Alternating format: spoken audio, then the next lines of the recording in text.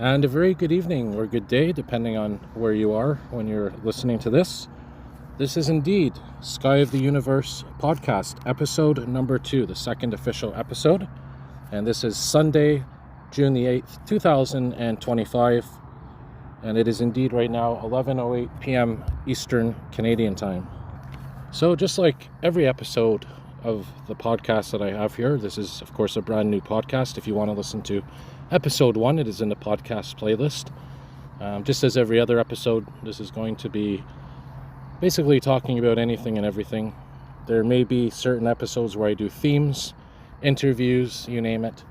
And by the way, we are recording this episode right now in Southwest Montreal, right beside the Atwater Market. So thanks for joining me here.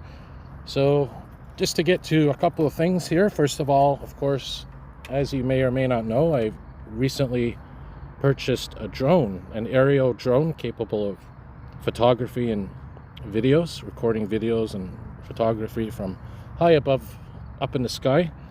And if you've noticed on my channel, I have indeed posted a couple of videos so far in regards to that. Very scenic opportunities are now at play for my channel with the possession of this drone that I bought. And of course, it is the DJI Mini 4K drone, if you're wondering the make and model. Got it on special at Amazon. It was about 10% off. Total with shipping and everything was approximately $600. And I actually invested in the Go Fly More, or simply the Fly More package, which included an additional 2 batteries and the charging unit as well. You may hear there's actually a train behind me.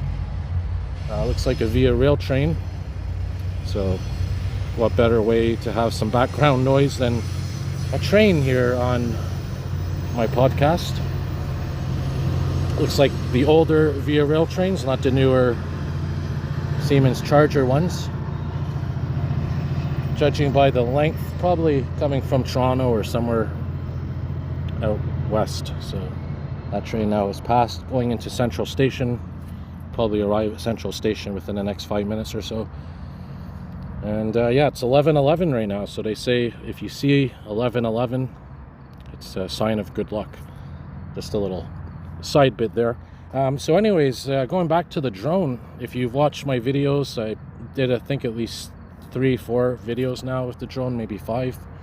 The latest one that I posted was at St. Joseph's Oratory, and I managed to get really close to the dome and did some aerial photography and videos of the oratory from high above. Now, the drone is capable of going quite high. I don't remember the specifics.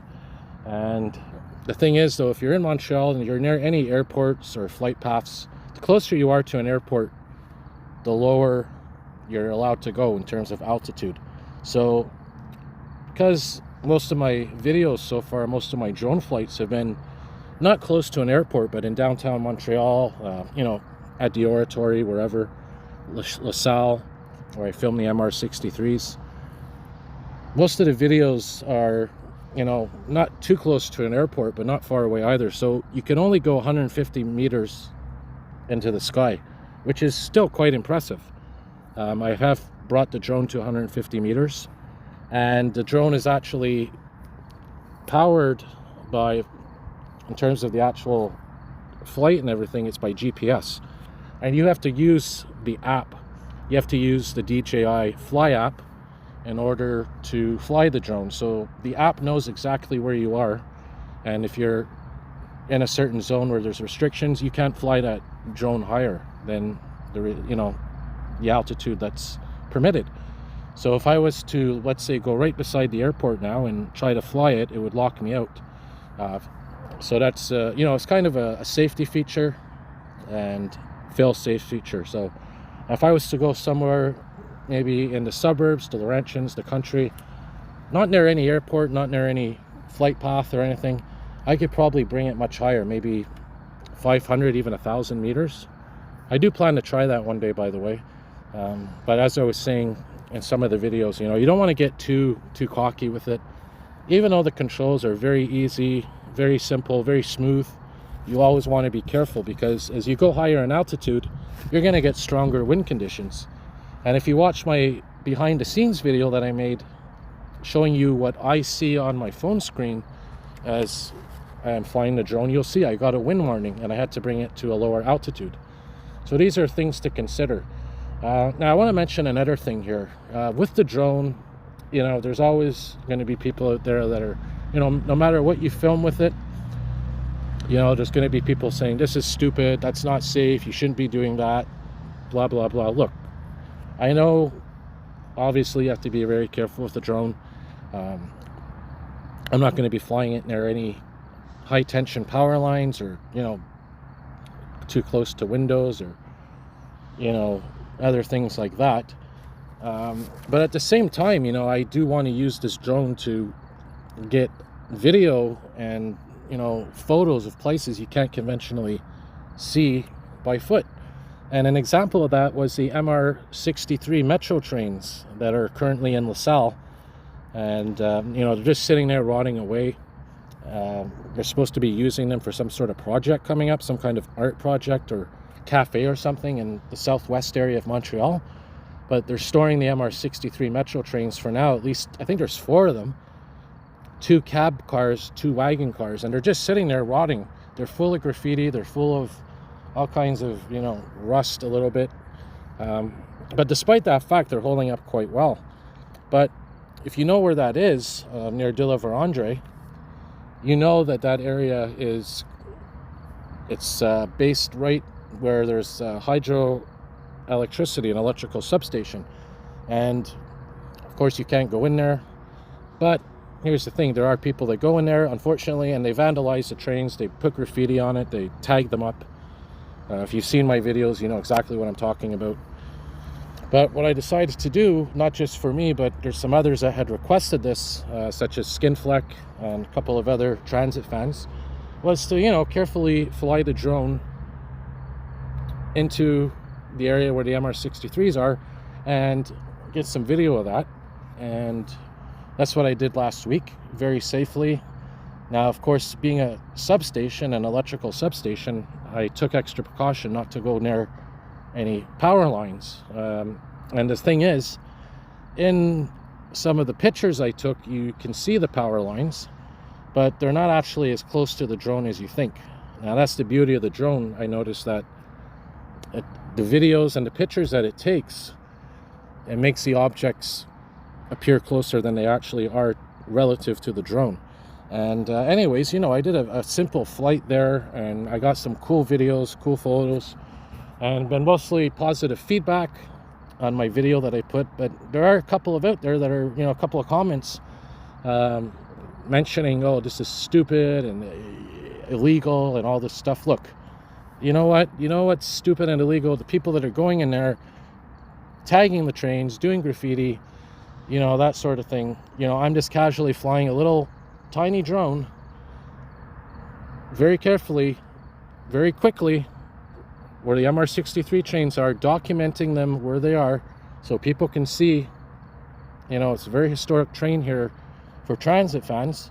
And, you know, I'm doing that, and I'm bringing a drone back to where my base is, basically, which is just outside the fence, where I traditionally film the MR63 trains from. And then I took a video of the oratory, St. Joseph's Oratory, and I did a zoom shot of the cross, the actual cross on top of the oratory. And I got comments saying, oh, you shouldn't be that close, it's illegal to be that close. I mean, look, I understand there's concerns, but I'm very careful with the drone. I've read the rules, I know what the rules are, you know. And as I said, part of the reason I got this drone was to document and view very safely things that you can't conventionally do on foot from a safe distance, you know, using the drone. So, you know, but for the most part, people, you know, my comments are positive. You know, those that have commented, most of them are positive comments. They love it, they enjoy the drone. You know, but I guess you're gonna have those you know, sour apples out there that, you know, think everything and anything is not permitted. But I just wanted to say, wrap it up by saying, for this topic, I'm very careful with what I do. I read the rules. I know, what the rules are for operating this thing. And as I mentioned earlier, it actually has fail-safe features built into it, so that you can't fly it in a certain area where it's not permitted. So even if I had wanted to, let's say I decided to fly it, as I mentioned, near the airport to film some trains at Dorval Station, because the Dorval Station's right beside the airport. Even if I wanted to, it wouldn't let me. So trust me, this drone has fail-safe features. Obviously, there's limits to that. You don't want to be flying it too close to power lines, which are right beside me here. One gust of wind and it'll bring it right into the power lines, and there goes your drone, and maybe a big blackout for who knows how many customers. So, but look, I'm careful with it, and I just wanted to point that out, that fact. I'm very self-aware of what I'm doing, and because I'm new at flying this drone, I'm extra cautious. And the beautiful thing about the drone, because it's so responsive and it's so smooth to operate, it's very easy to control, and it's I'm flying it in between trees, for example, and there's no wind. Sort of like doing surgery, I guess. You got to be really precise and slow. And the beauty about a drone is you can fly it even if you're like in a forest or something. Find an opening in the trees and sort of cut your own path up into the sky until you get over that tree line. So, and it's also fun to do practice flights, just low to the ground in a big field or whatever. You just fly it around, flying it in between tree trunks or pylons, which there's a lot of them in Montreal. And also, just getting comfortable with the feel of the drone. So, there's a lot of opportunities out there for this, as I mentioned, new addition to my channel. And I want to make it fun. I want to actually try to get a nickname for this drone, some kind of nickname related to my channel. So if you guys have any ideas for a nickname for this drone, let me know. So again, thanks for the comments, thanks for the suggestions and ideas that I've gotten so far.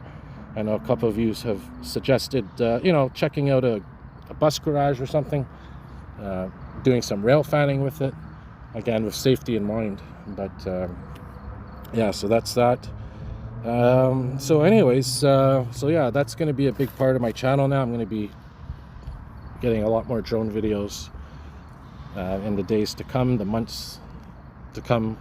And the funny thing is, I see a lot of drones out more and more. In fact, I'm looking right now in the distance and I see a drone in the sky, which is pretty cool. So that's the thing, though, you got to be careful of, is watching out for other drones. So anyways, enough with that subject here. Another thing I wanted to discuss here, thank you to Elton McFall, aka Retro Old School. He just did a painting for me of an MR63 Metro train on a 9x12 canvas. I put that video up a few minutes ago, and he painted that, of course, by hand. And Elton, if you may or may not know, he is visually impaired, so really cool of him to do that. So thank you, Elton. And if you guys want a painting, whether for yourself or a gift, you can email him. I put a link on that video with his email address. And also on his channel, of course, you can find his contact information, as well as his Kijiji store, where he sells a lot of not just paintings, but vintage magazine ads from the past. So that's how he makes a living, pretty much by doing those type of activities. And it's cool, good for Elton. Really, I guess you could say, a well-known YouTuber here in Montreal. And on another note, I want to also give a shout out to Jack Casey, a bass guy, also known as a bass guy. If you ever want to see a great musician or listen to great music, check out Jack Casey, aka a bass guy. And I try to call into the show every Friday night when he has his show. And of course, there's also Frankie McDonald there. But beautiful thing about Jack is he's a local musician. Oh, we got another train here, guys. You can hear it. This is a CN freight train. Isn't that cool? Yeah.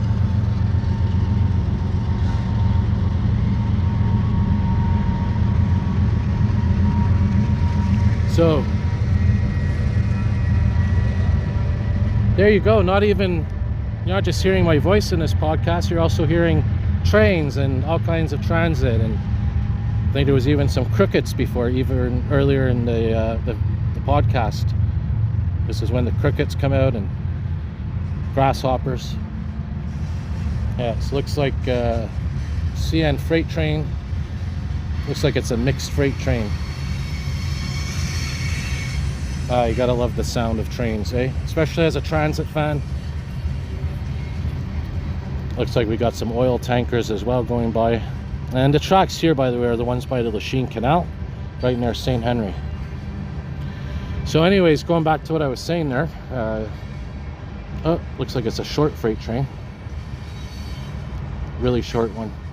So yeah, check out, you know, fellow good friend and fellow YouTuber, and more importantly, a musician, Jack Casey, aka a bass guy, and you know, great friend of the channel as well. So I'll put a link as well. Well, there's a link on my main YouTube channel to his website. So thanks, Jack, for all you do. And this coming week, by the way, of course, you know, I know a lot of yous out there are, you know, whether you're students in high school, CJEP, university, you know, this is probably a time where you're doing exams or have done exams. Maybe you're graduating, maybe you're finishing another year of school. Congratulations to you all out there. So keep up the good work. Maybe, you know, you're at work and you're about to go on vacation. Hopefully you all have a good vacation. So it is the summertime season right now. Summer, of course, officially starts, I believe, June 20th or 21st. But, you know, seeing that we're June 8th, we're technically there already. The trees have blossomed, the flowers have blossomed. We're in full summer mode now. So, and a good reminder of the summer season that we're approaching is the fact that the mosquitoes are out. I am actually getting bit by a couple here as we record this.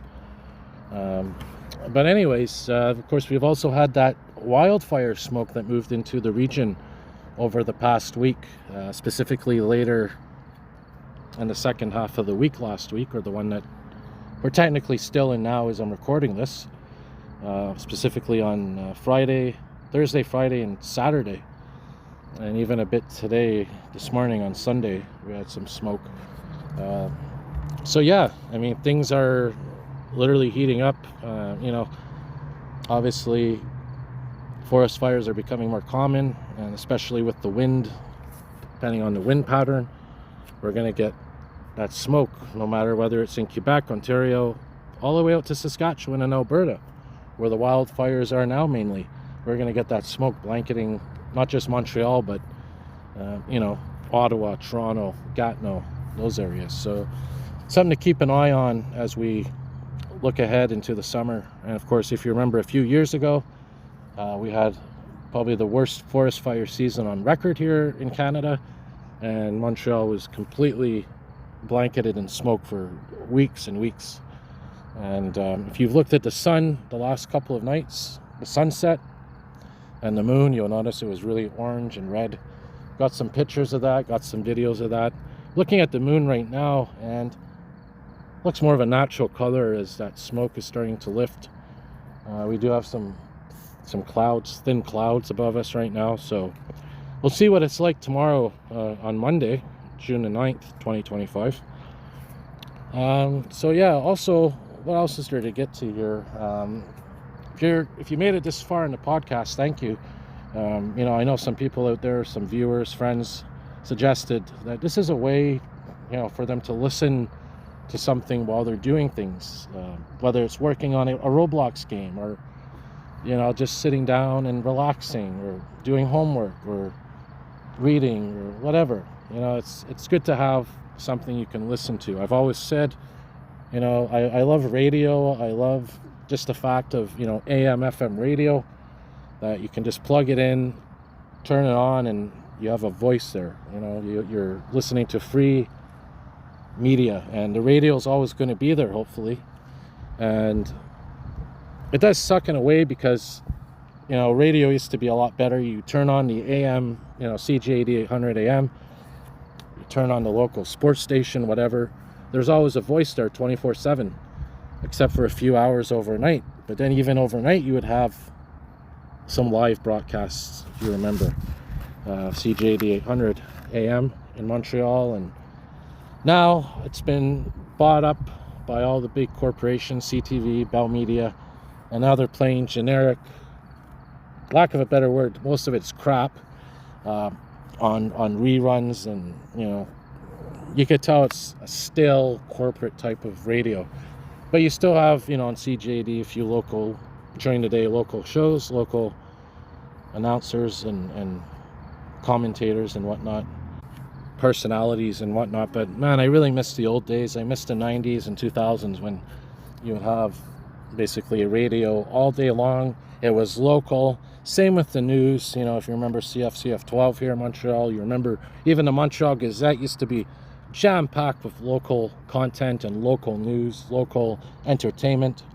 And I was talking to Jack the other day and others, if you remember, maybe the Montreal Mirror it was called. There was a couple of other magazines and, you know, news publications that would focus so much on local stuff, and now it's all sort of diluted. You know, you have CTV Montreal, but yeah, they have local news, but they've cut their newscasts so much in the last few years. It's such a shame. And of course you have newspapers that are starting to die off. You know, nothing beats just opening up a newspaper and reading the news. And I remember in school cutting out newspaper articles and having to write about them and pasting them on like cardboard and putting them on the wall of the school or whatever. So, you know, eventually there's going to be a point, you know, maybe even some of you younger viewers or listeners out there, maybe you've never actually opened a newspaper up. You know, it's getting to that point where, you know, print and that sort of thing is dying off. But hopefully we'll always have radio, specifically AM radio, for, you know, whether it's talking about the news or local events. But I think, you know, podcasts are starting to take over as well. You know, so that's one of the reasons I decided to start a podcast for my channel, was because I think it's a great opportunity. As I said, if you're just doing something in the background and, you know, you just want to listen and not necessarily see certain things, then that's the way to go. Now, when I do my podcasts, I am going to put some background photos in the podcasts so that, you know, you're not just looking at a blank screen. If, you know, you decide you want to see, you know, look at the screen, you're not just going to see a black screen, you're going to see maybe photos that I've taken, and I'll spread them out throughout the podcast. As I mentioned, I do want to maybe eventually do interviews with you guys out there who are willing. If anyone out there wants to be interviewed or do a podcast collaboration, let me know. I'd be more than happy to arrange that, whether it's by video or simply audio. As I said, I may do occasionally a video type of podcast, but mostly it's going to be like this, audio only, with certain exceptions. So yeah, so really it's a great time right now, whether you're a transit fan, emergency response fan, nature lover. I got to get to some nature videos this summer. I'm going to be recording more walking videos, nature parks. You know, regardless of you know, why you watch, or, you know, you're a viewer of my channel, I'm going to try to accommodate you, whether you're in the transit community, which a lot of my, you know, friends and viewers are, whether you're an emergency response fan or even ceiling fan, walking video fan, you name it. I'll definitely try to accommodate you this summer with much more video and fun. So hopefully it's going to be a great summer ahead. And another thing I wanted to get to tonight, I know, you know, being 2025 that we're in right now, a lot of yous out there, at least some of yous, are into Roblox. If you don't know what Roblox is, a gaming platform where you can make your own games. Really a 2025 type of thing. And it's mostly younger people, but look, I'm 39 and I enjoy playing sometimes, whether it's transit games or whatnot. And there is people out there that, there are people out there that are my age or older that play Roblox, even though it's technically, I guess you can say, mainly targeted towards the younger people. I consider myself young, by the way. I don't care about age. I never have thought of myself as 39 or whatever. But my point is, so many great games out there that are being developed by people, young and old alike. And I know there's a couple of local Roblox developers that are making games. I know there's Skinfleck, Nico Blazin, there's Con. They're working on Metro games right now, transit games, probably other surprises behind the scene. But yeah, it's pretty impressive how real these games, some of them. I mean, it's amazing, the graphics and the design. So yeah, kudos to them. So yeah, that's going to be fun to see and play as they develop. We got another train going by here, guys. I think it's the same CN train. Oh, maybe not. Nope, this is a different one. Another CN freight train. This one is heading east. The one we just saw was heading west, or heard was going west. The Via Rail train was heading east towards Central Station, the first one we heard. So this freight train is going east, probably towards the Maritimes and New Brunswick, Nova Scotia, PEI.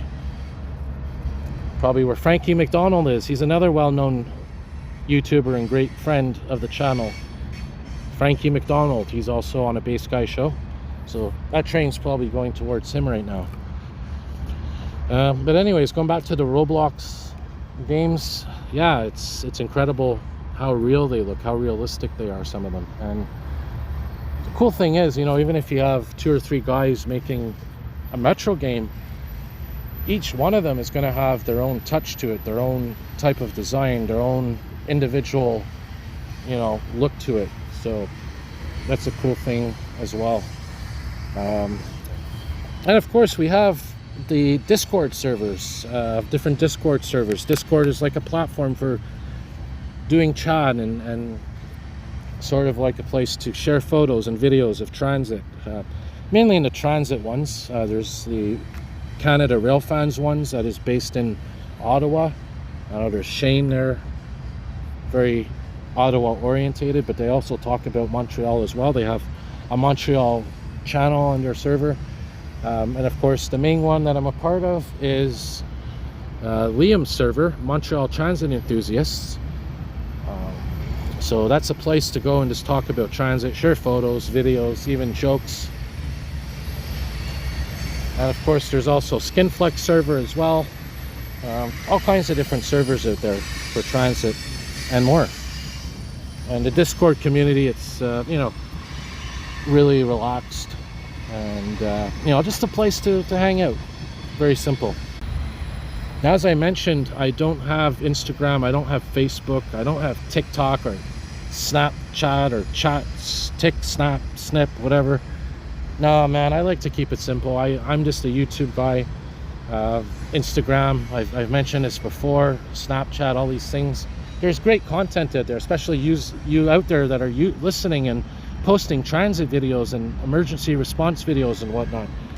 That's great content. But a lot of it out there is just, girls dancing in mirrors and yoga pants and singing into a hairbrush and,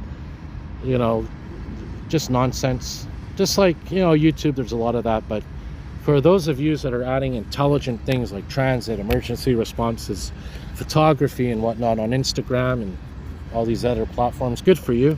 That's great. And, it's good to have intelligent content out there. But me personally, I just don't like those platforms. I'm just a YouTube kind of guy. That's just me. And Discord, of course, is the place where I like to just hang out and talk about transit and transit photos and whatnot and videos. So I'm gonna wrap it up here in a minute. maybe wait for this train. When this train ends, that'll be my cue to wrap it up. This one's a lot longer than the one that was going west. Just looking now, we got some,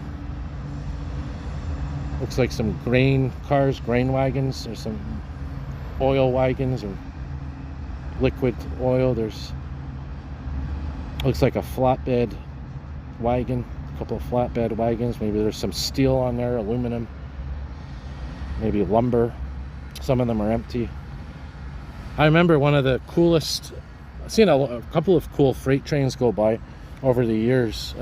Really cool ones I've seen over the years was when they had the wind farm trains, I call them, and that's where they have the big wind turbines.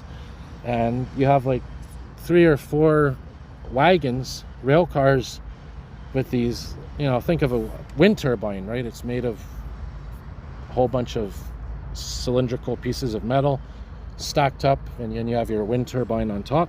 So on a train, you'd have like 5 to 10 rail cars, rail wagons with the base of the wind turbine, the cylindrical metal base, and then, you know, these big tubes going by. Really cool to see. And then you'd have the next one, you'd have like 3 or 4 wagons or rail cars with the turbine blades on them.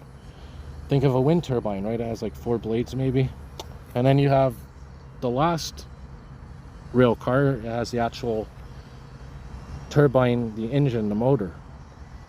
So you'd have a whole train of like a bunch of cylindrical metal tubes that make up the base of the wind turbine, and then you have another few wagons with the blades of the turbine.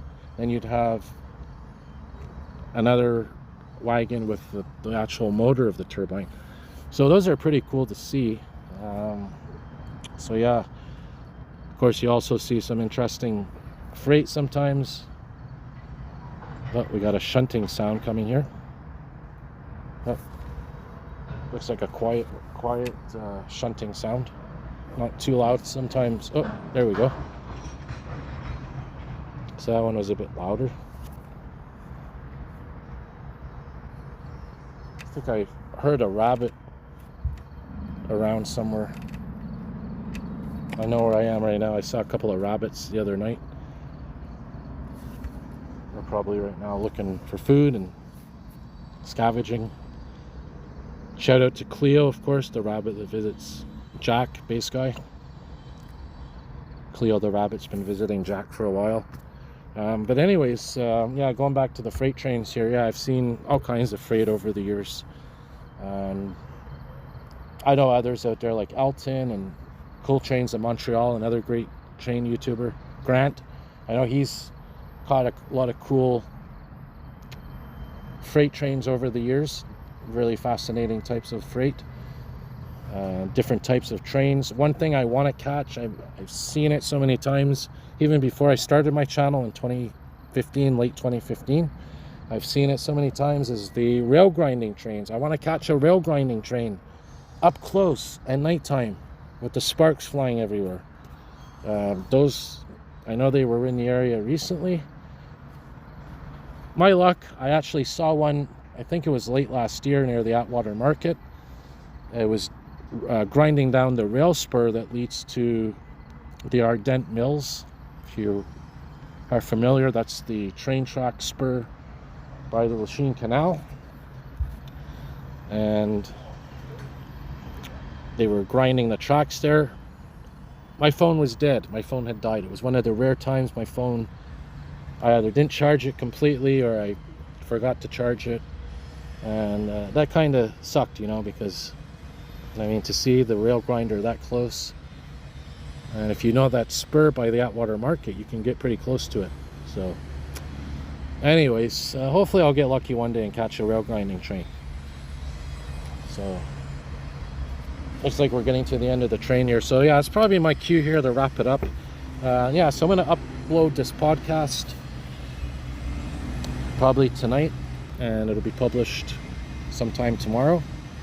And Benito, if you're listening, Benito, he's a gentleman that's keeping track of, he's really cool when it comes to stats and keeping track of information. He's on the Discord server. Benito is keeping track of all my episodes of when I don't know if he's keeping track of on his list when I record the podcast or when I post it, but usually it's around the same time. I'll probably post this overnight, as I said, going into Monday, June the 9th, which is about 13 minutes from now.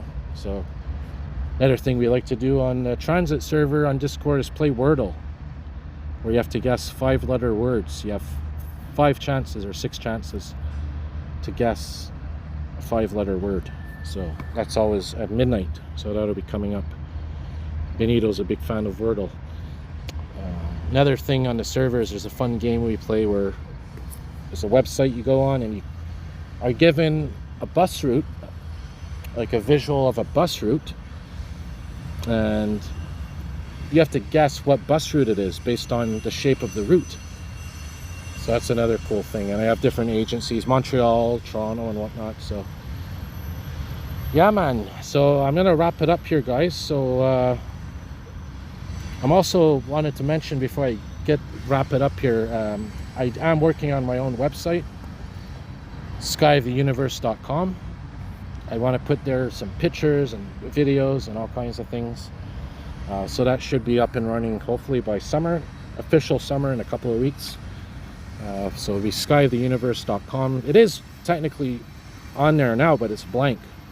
But I'm going to be working on that. So, you know, another thing to look forward to for my channel, and I guess what my brand, if you want to call it that. That's what they call these things. So I thought it was the end of the train. Okay, now it is the end of the train. So there's my cue, guys. All right, so thanks for listening. You know, if you like what you hear, hit the like button, subscribe. I love, you know, if you guys can become members of my channel. It's a little extra way to support me. I have an Amazon wish list. I have, you know, if you want to send me, as Elton says on his channel, you know, he's always looking for tips or gratuities. You can transfer me one at skyoftheuniverse8608@gmail.com. skyoftheuniverse8608@gmail.com. I also love, you know, getting, you know, whether it's people joining as a member, it's like $5 a month. There's another one for like $12 a month. You know, anything I collect money-wise, you know, I don't do this for money. I want to make that clear. Anything I collect money-wise goes towards my channel, whether it's to buy a drone or to buy a camera, which I want to get next. I want to get a nice, you know, camera, actual camera, to have like a Canon or something. I put money towards bus tickets, you know, evening passes, trips to Ottawa, you name it. So if you want to send me an e-transfer, become a member of my channel, I would appreciate that. Every little bit helps, so I can bring you guys more videos and more exciting and interesting videos. And so yeah, that's about it, guys. So thanks for listening. As always, probably do another episode later this month or next month in July. And until then, more videos to come. Thanks for listening, everybody. This has been episode number 2 of Sky of the Universe podcast.